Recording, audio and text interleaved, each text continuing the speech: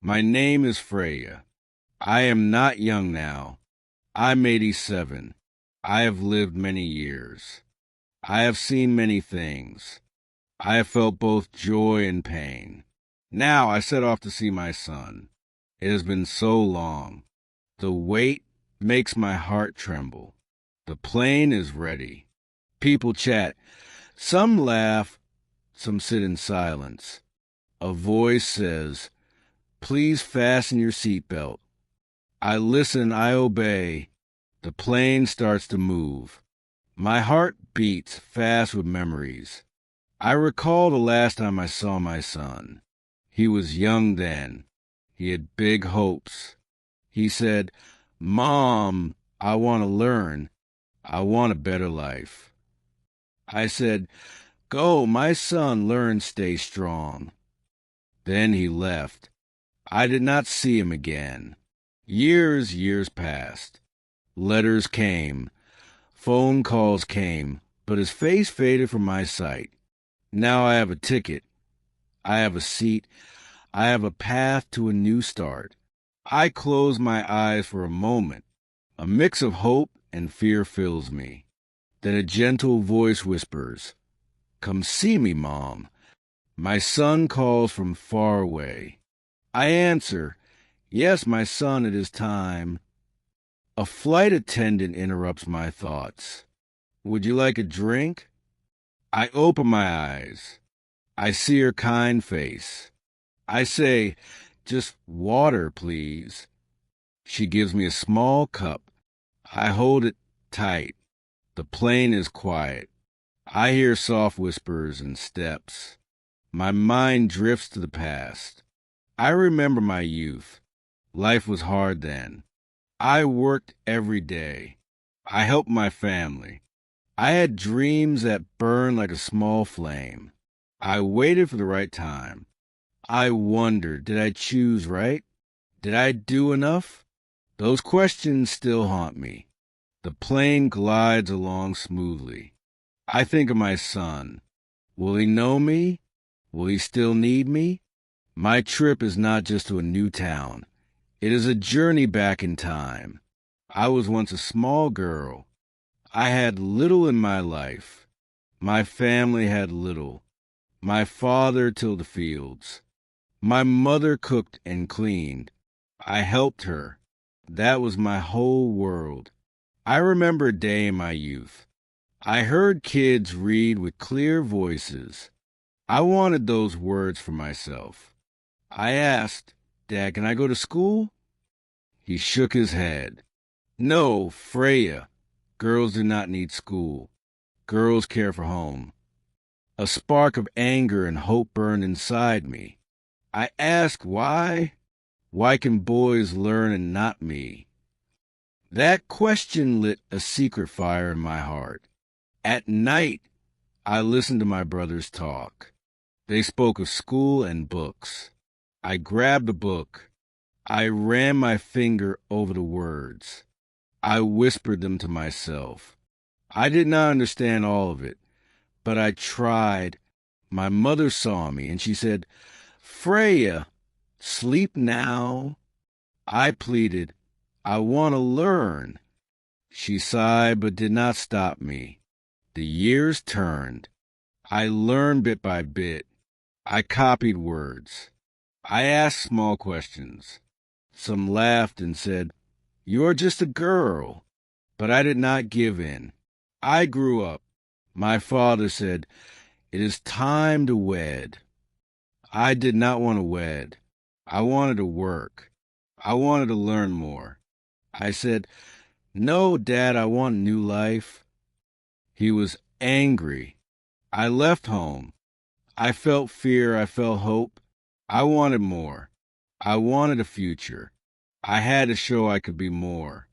I left with nothing but hope. I walked to the next town. I looked for work. People said, "You are a woman. What can you do?" I replied, "I work hard." A kind lady gave me a job in her small shop. She said, "You can clean, you can help the customers." I said, Yes, thank you. I worked from dawn until dusk. I listened to every word. I learned new words. I watched how people shopped. I saw how the lady kept the money safe. One day I asked, "Can you teach me to count money?" She smiled. "Yes, Freya, I will show you." I learned fast. I worked hard. Soon, I was not just cleaning. I started to sell small things. I helped out more. People began to know me. They said Freya is smart. Freya is good at work. I saved some money. It was small, but it was mine. Then I made a bold choice.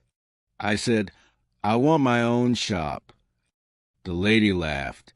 That is hard, Freya. I said, I know, but I will try. I found a tiny space. I bought a few items. I opened my shop. At first, few came. People whispered, "She is just a woman. She will fail." But I did not stop. I smiled.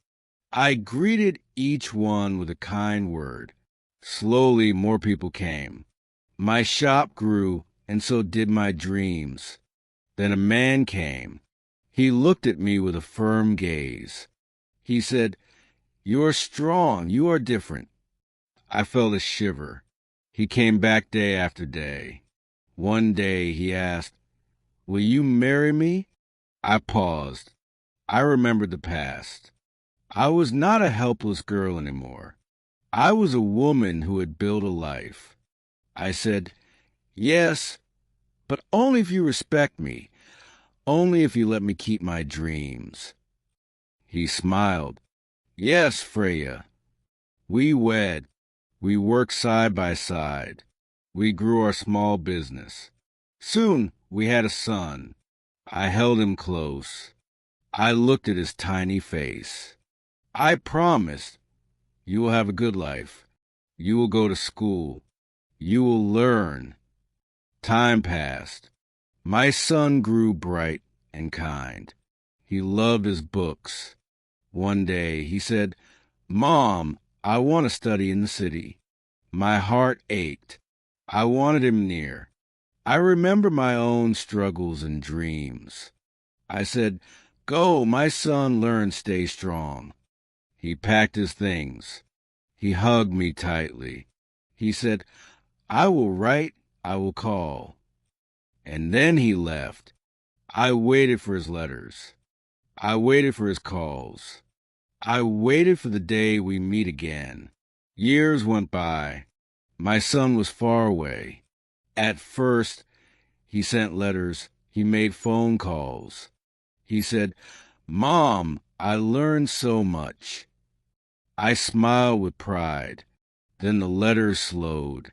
The calls became rare. He said, "Mom, I am busy. I have tests and work." I understood, yet my heart felt empty. One day, the phone stayed silent. The next day, nothing happened. A week went by, a month passed. I wrote my son, "Are you okay?" No reply came. I wondered, did he forget me? Did I send him too far? One dark night I sat alone. The shop was closed. The house was still. I looked at his empty chair and I felt a chill. I thought, maybe he does not need me now. Maybe I should have held him close. Then a letter came. My hand shook as I opened it. It said, "Mom, I miss you.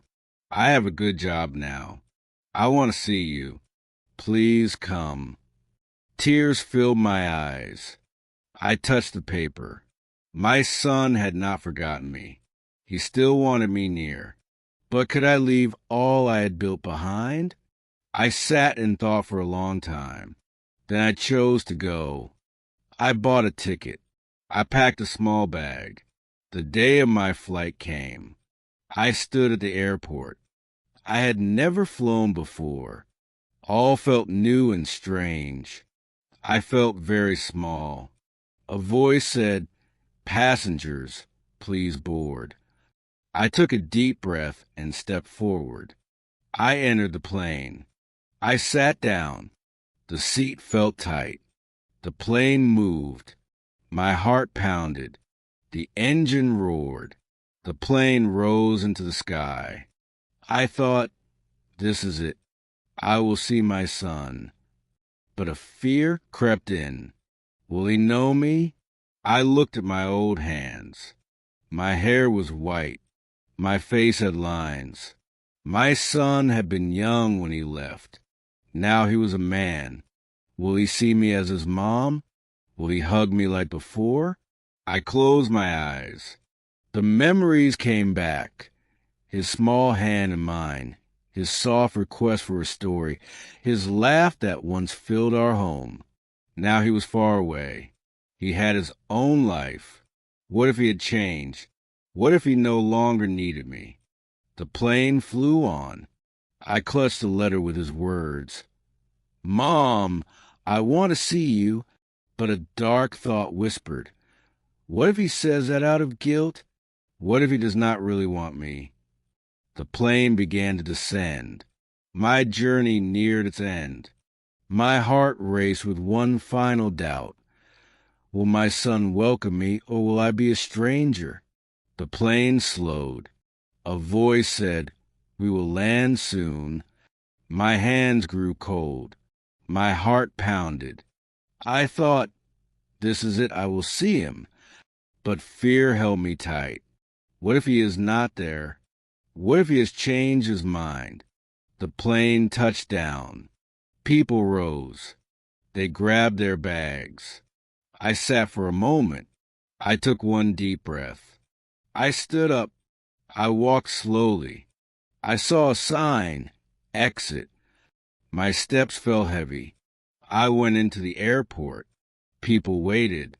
Some held signs. Some carried flowers. Some hugged their kin. I searched for my son.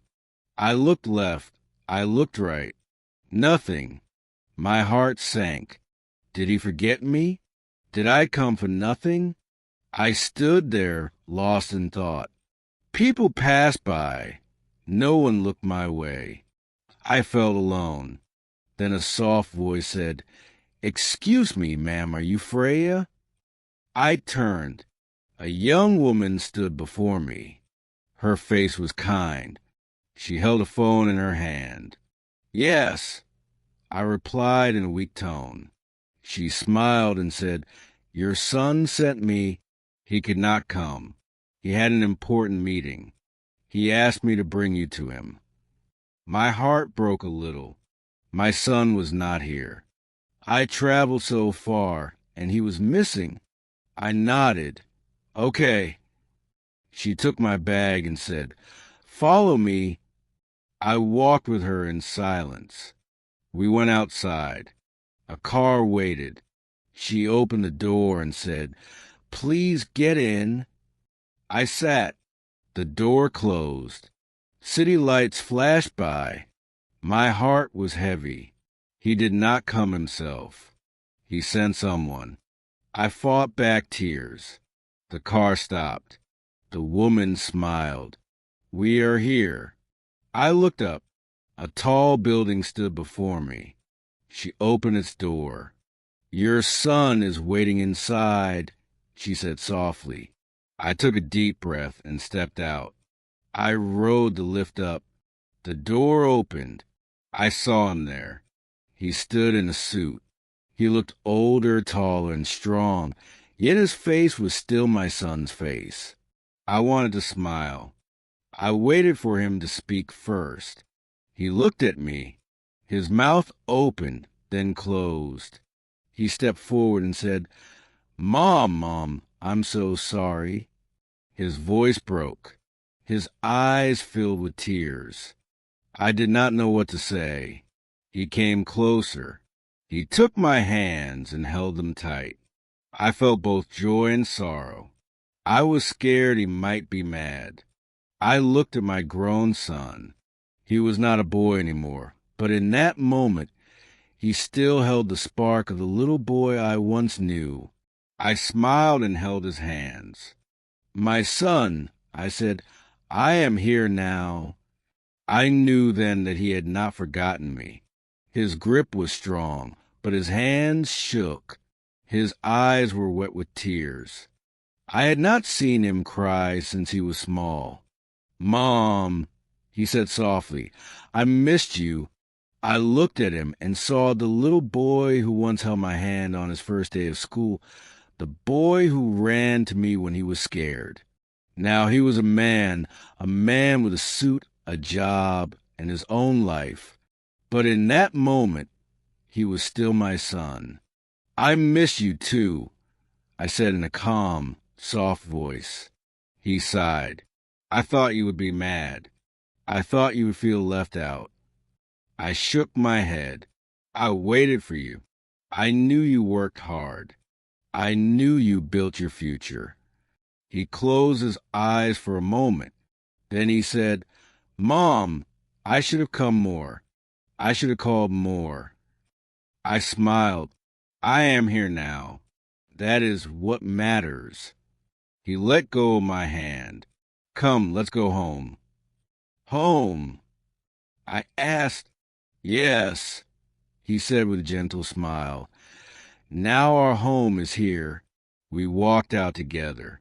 The air was cool. The lights shone bright. The night was still and full of mystery. Everything had changed, but inside, some things remained the same. I was not just a visitor, I was a mom. We got into his car. As we drove, he talked softly. He told me about his work, his dreams, and his hard days. He asked, "How is the shop, Mom? How is life?" I laughed and said, "The shop is fine, but times are hard." He smiled and said, "Maybe I can help." I looked at him. My son was now the one who offered support. Time had changed many things, but love stayed the same. We reached his home. It was big, neat, and warm. He opened the door for me. "Come in, Mom," he said. I stepped inside. The house was bright. There was food on the table. "My favorite meal," he said. "I made this for you." My heart filled with joy. "Thank you, my son," I said. We sat together. We ate. We talked. We laughed. As the night grew calm, he said, "Mom, I learned all from you. You showed me how to work, how to dream, and how to never give up." Tears filled my eyes. I had long wondered if I had done enough. Now I knew the answer. I reached for his hand and whispered, "Life moves on, but love never changes." He smiled and said, "Yes, Mom, now we are together." I nodded. I was home. As I sit here, I think of my long life. I think of the hard days and the choices I made. I was once a little girl with no voice. I wanted to learn. I wanted more. Many said, "You cannot," but I did. I share my tale with you now. Maybe you have dreams. Maybe you fear to chase them. Maybe you wait for a sign. Know this. You are strong. You matter. You are not alone. Do not fear. Step forward. Trust yourself. And remember, love always finds a way.